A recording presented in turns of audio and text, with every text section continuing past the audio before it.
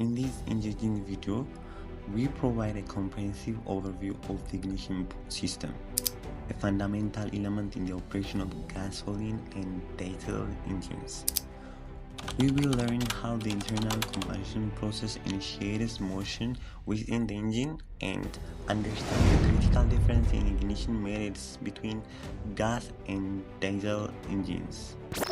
We will discuss the function of spark plug in gasoline engine and the unique process of compression ignition in diesel engines.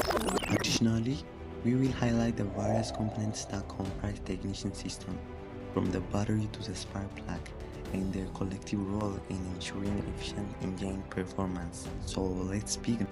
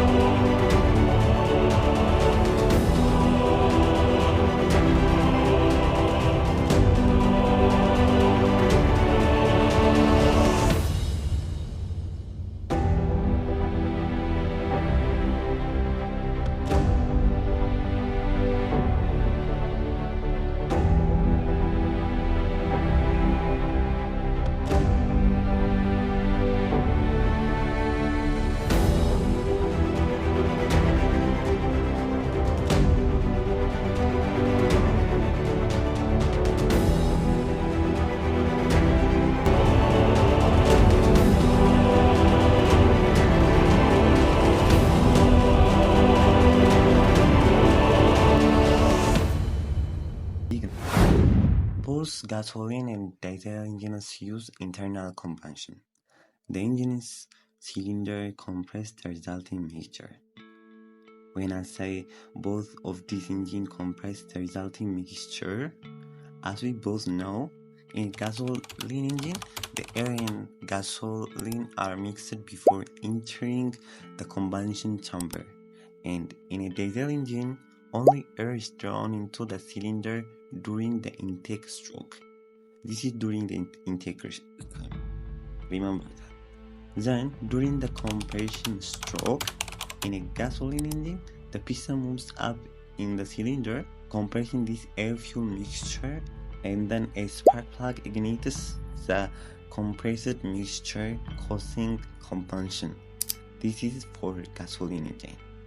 And for a diesel engine, during the compression stroke, the piston compresses the air to a much higher degree than in gasoline engine, and this high compression raises the temperature of air significantly. And at the end, when the air temperature is high enough, diesel fuel is injected directly into hot compressed air.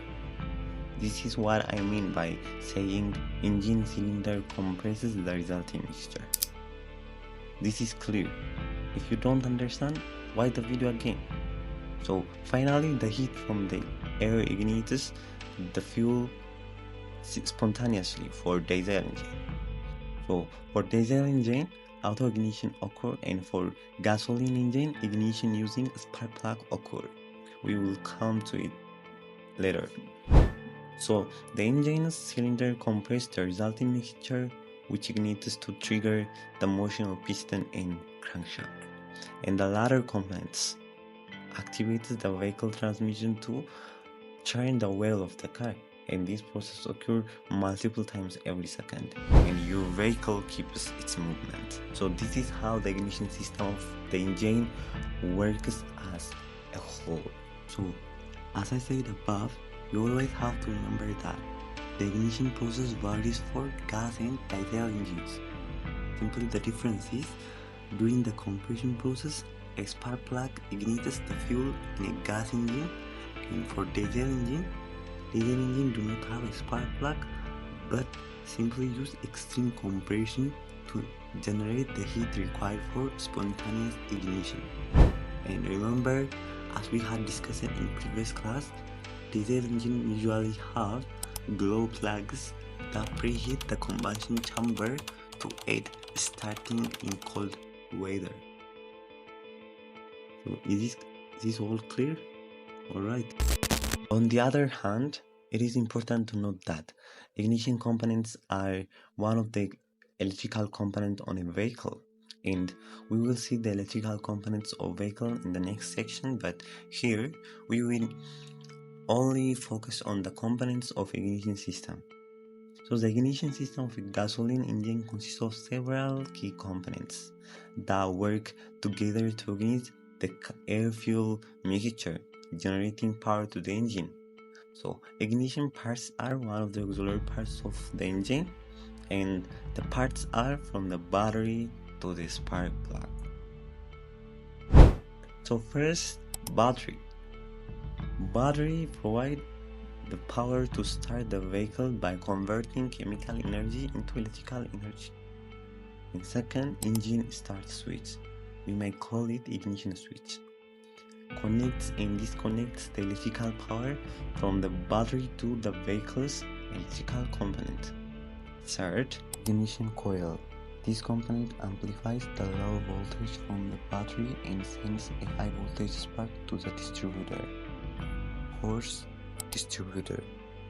Receives the high voltage from the ignition coil and distributes into the spark plug. Fifth, spark plug. Spark plug ignites the air-fuel mixture in the engine's combustion chamber, which is in the cylinder, and it contains two called electrodes that extend to the cylinder. This is some chemistry in this area. Research for that in Google's. So now the precaution to be taken for flammable rooms. We will cover essential precautions that can help prevent accidents and ensure a safe working atmosphere. Let's start with the first precaution. Always check the battery level. Before starting the engine, a well-maintained battery is crucial for both safety and performance. So we need to always check the battery level.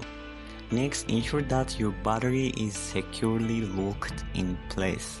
A lost battery can lead to dangerous situations, especially in a flammable environment. It's easy to check that it's locked in its right place, so just check it always. Periodically, it's important to clean the battery terminals. Use a non-toxic substance to prevent the buildup of sulfates or mold, which can create hazardous condition. Recognizing battery terminals by their marking and sizes is vital. Positive and negative. When installing batteries, always connect the positive terminal first. In contrast, when removing, disconnect the negative terminal first to prevent sparks. You must remember this. Always, when installing the battery, always connect the positive terminal first. You have to take a note for this. So always connect the positive terminal first, and when removing, disconnect the negative terminal first to prevent sparks. Otherwise, it may cause a lot of danger. Don't forget to cover battery's terminal. With their respective terminal cover to avoid accidental contact, and ensure that rubber components such as those in tires are not fully covered. Make sure to check battery cell caps regularly. Ensure they are closed and the ventilation holes are clear of dirt. Proper ventilation is the key to battery safety. Another important aspect is ignition switch, right? Do not leave the engine ignition switch in the on position for extended period. The other one is inspect high voltage wire. Not forget to inspect high voltage wire. Ensure that the high voltage wires on the ignition coil, distributor cap and spark plug are properly connected and not leaking. So we have to check at high voltage wires. And the other is visually check that the distributor cap is securely fitted and not cracked. And the last precaution that should be taken for ignition system is ensure there is no oil spilled on the spark plugs. If there is any, it may cause a lot of dangers. It might fire up the car even. So ensure there is no oil spilled on the partner. Thank you for your attention, for your time. This is all about ignition system, and this is all about first chapter of our series. So see you in the next chapter. I hope you are doing great, taking notes, learning a lot. So yeah, thank you. So see you in the next chapter. Bye bye.